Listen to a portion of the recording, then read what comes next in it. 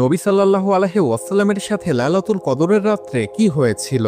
নবী সাল্লাল্লাহু আলাইহি ওয়াসাল্লামের বয়স যখন 40 বছরে পৌঁছালো, তখন মক্কাবাসীরা সবাই মূর্তি পূজা ও অসামাজিক কাজে লিপ্ত থাকত। সমাজের এমন অন্যায় অশান্তি দেখে নবী সাল্লাল্লাহু আলাইহি ওয়াসাল্লাম মক্কার নূর পাহাড়ে হেরা গুহার মধ্যে বসে একাকিত্ব সময় কাটাতে লাগলেন। তিনি বসে থেকে জীবন ও সৃষ্টির উদ্দেশ্য নিয়ে ভাবতেন। এইভাবেই রমজান মাস চলে আসলো।